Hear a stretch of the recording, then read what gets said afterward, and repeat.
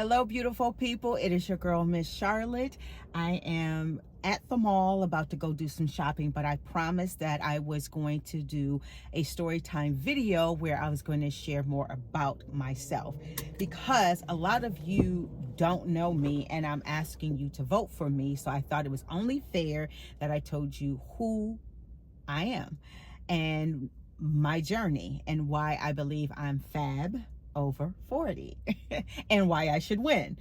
One, I want to say thank you to everyone who's already voted for me and who's shared my profile on your page. I really appreciate that more than you know, because I know it's hard to remember to vote and to support because you're busy with your own life.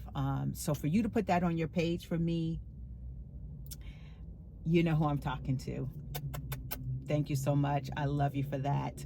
And I love everyone who's been voting for free every day. And I love everyone who's been donating. And please remember that this is for a good cause, not just me.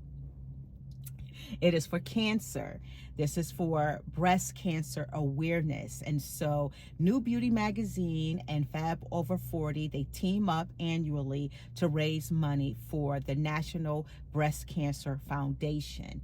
And there's more information in my profile. I will share that link. Please go visit and learn more about it. And I know I personally been touched, by cancer, not myself, but my grandparents. I lost both of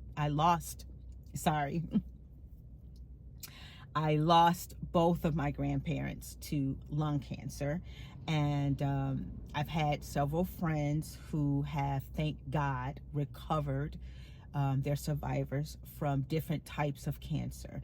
And probably I'm not by myself. I'm pretty sure whoever I'm talking to, who's ever watching this video, I'm pretty sure you've been affected by cancer in some form or another. And it's a horrible, horrible thing. So anything that we can do is great. So I'm participating in this contest. That's my way to help get some donations and some awareness to the foundation. It's so fun and it's very exciting. And I decided to do it because I wanted to hold myself accountable for coming back to social media. So getting back to who I am a creative. I've been a creative ever since I can remember. And I'm just going to share some of my journeys, my creative journeys and successes. And all of them, what I'm learning now, being Fab Over 40 for real, what I'm learning now is that everything in life is a lesson and a blessing. But you have to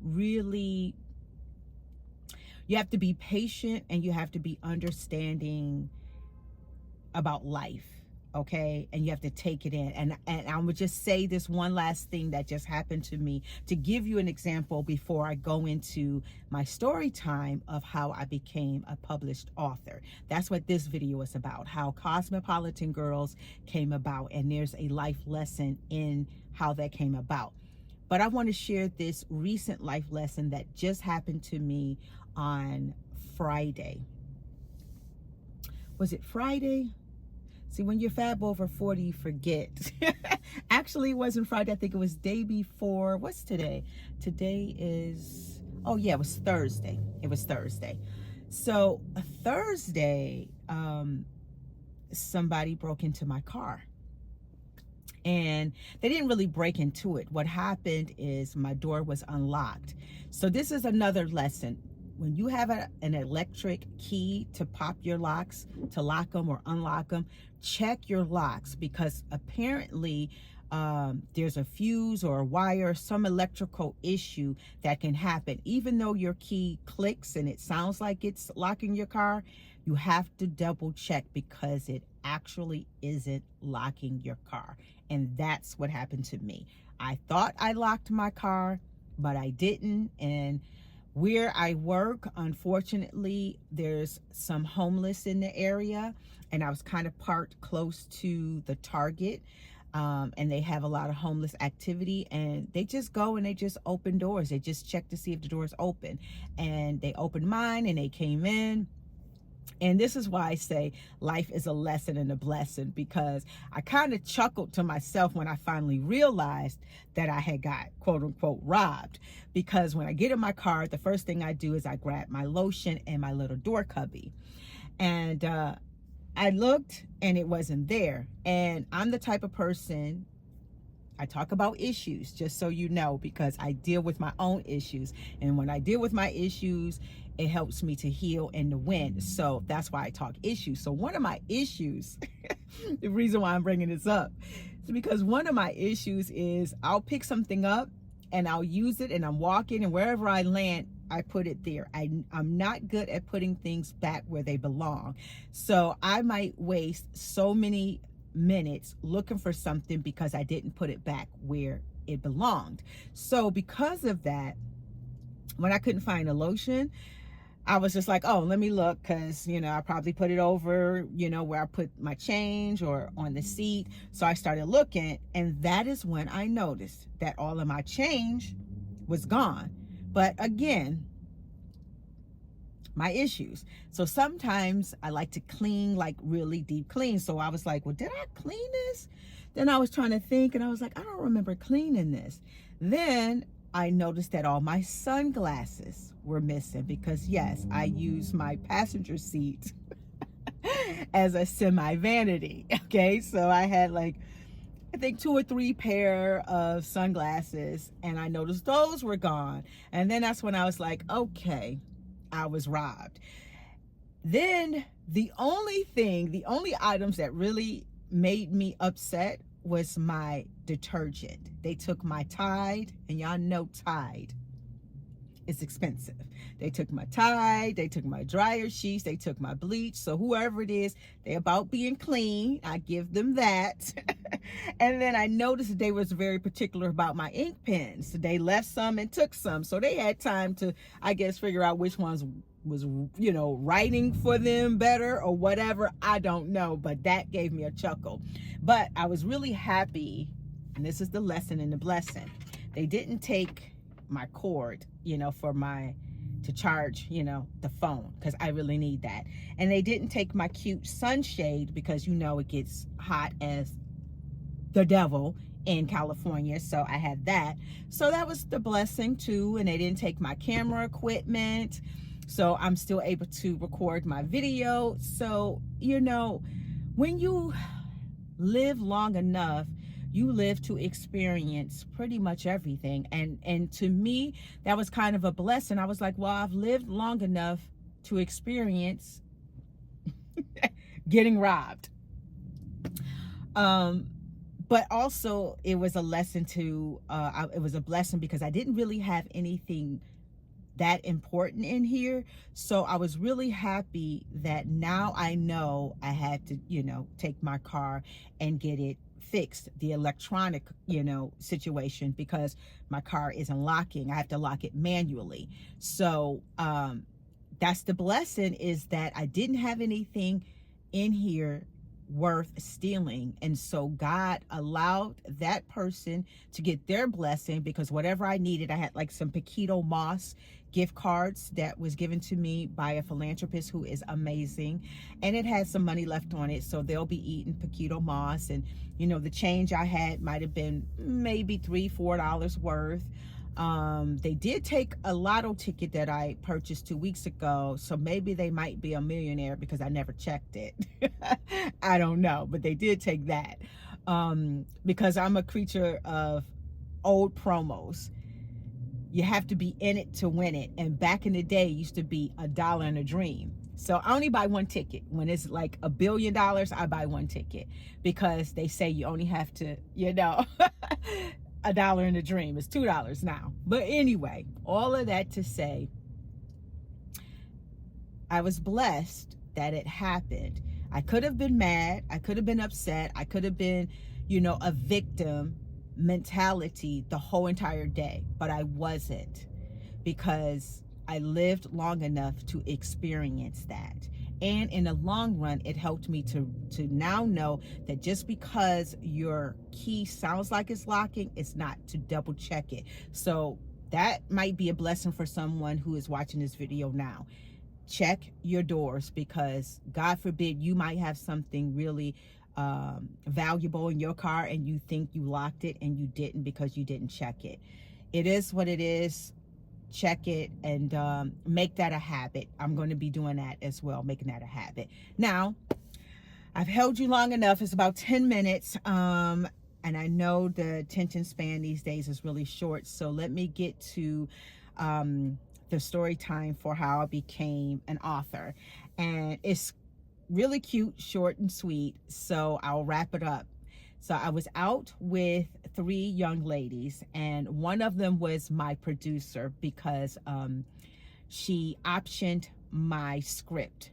And we'll talk about that in another video. But I have a movie script that's been optioned 3 times with major networks. But now I own it, and and I made some really good money off of option deals, and I will make that a separate story. But I was with my producer at the time, and she was very much a Prada girl, meaning, the beautiful straight hair, labels down, clothes was beautiful, makeup was always on point, that what they would call an IG girl now, I guess. Back in our day, we would call them like a Prada girl, because they always had like Prada or some type of, expensive label brand. And so we was with her friends. And so all 3 of them was just, gorgeous Prada girls. And I was like the natural earthy girl, as they would say. So I'm not a label queen or a label diva. I buy what I like, and sometimes it's expensive and sometimes it's not. But that's another story we'll get into. So anyway, we were all out in New York City, and we were at a really nice restaurant, and it was time to order our drinks. So the waiter comes over. And you got to remember, I'm new in New York. I'm from Buffalo. Buffalo is very cold. I used to ski with my dad, and so you'll understand the drink in a minute. So the waiter comes over and asks all the ladies what they're having, and they were all like, Cosmopolitan, Cosmopolitan, Cosmopolitan. And I was like, Hennessy on the rocks.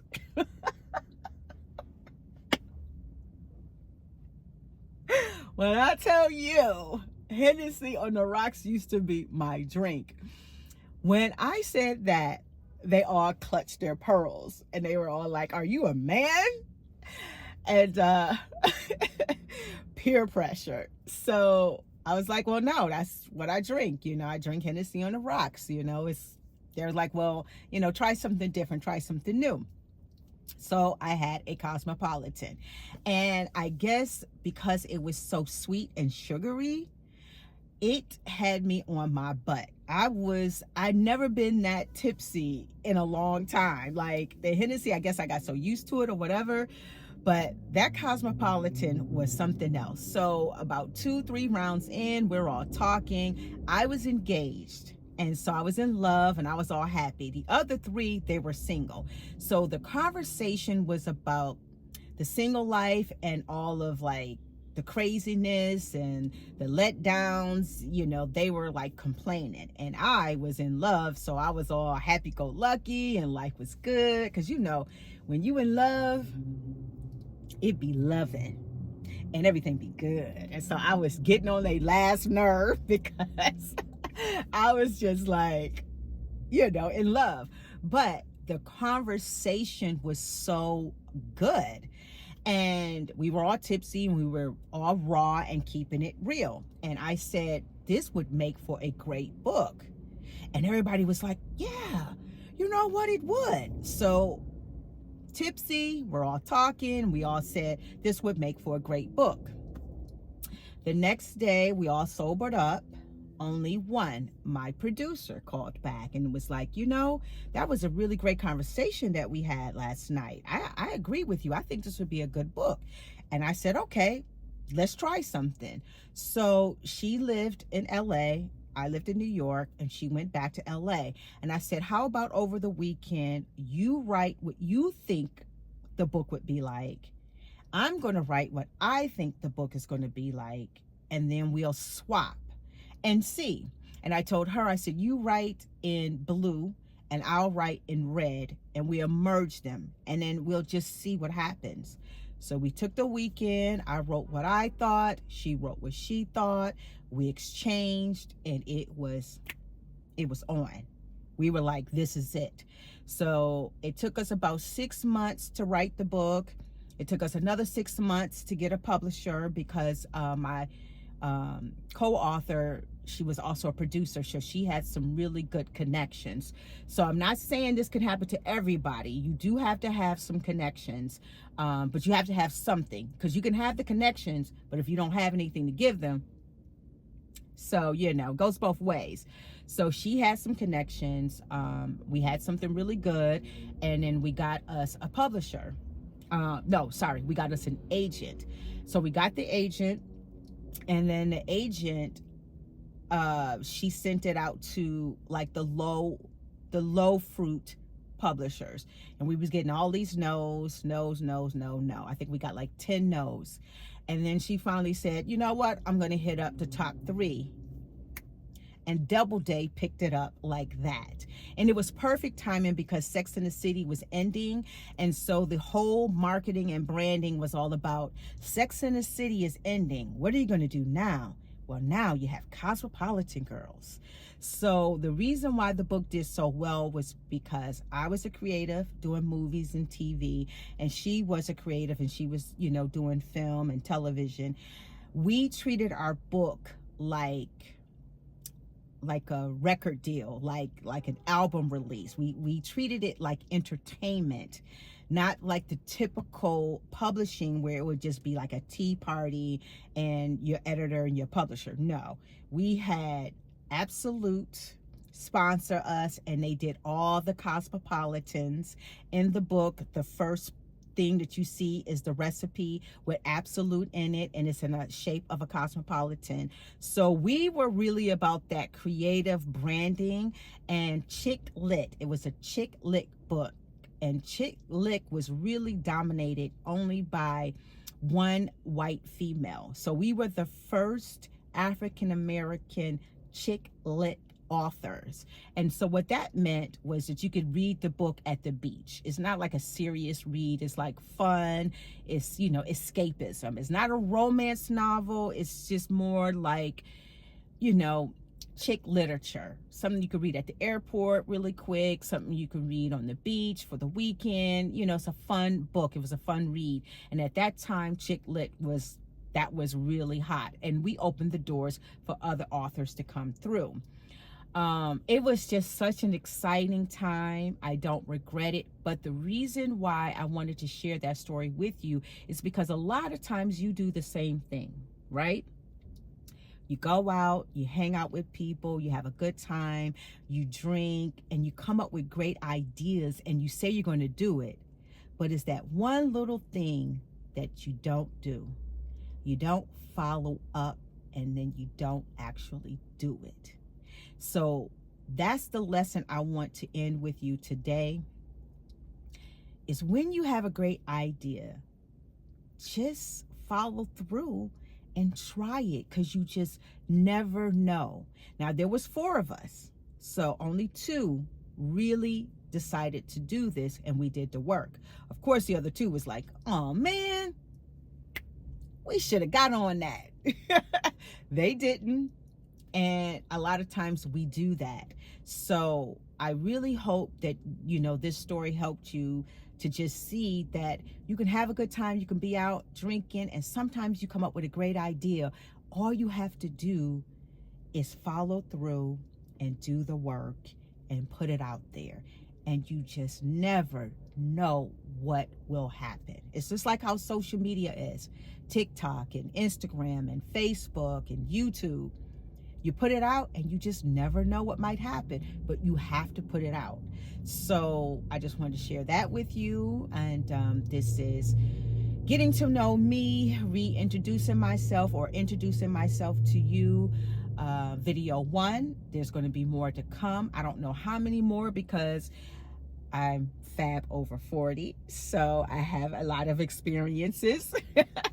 But I'm only going to hit you with the major ones. I'm an award-winning writer-producer. I'm inducted to the MoMA, the Museum of Modern Arts. So I think that might be my second video. I'm gonna show you my reel. That's another thing. I don't think I've done that yet. I haven't showed my producing reel, my writing reel. To show you some of the things that I've done and to explain why I will be getting back to producing. I'm not going to say what, but I'm going to get back to producing and putting some stuff out there because I really enjoy doing it.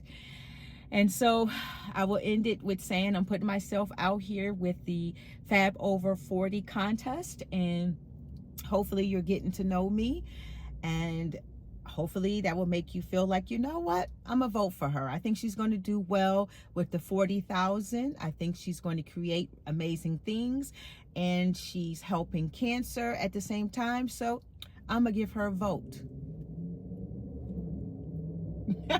You can vote free every day, and you can donate to give me more votes. Hopefully you can get me to the second round, and then there's going to be a third round, and then I think there's a final fourth round, and I will share more about the contest in my next video as well, just so that you know how to keep me going. All right, I'm going to end it. Please vote for me.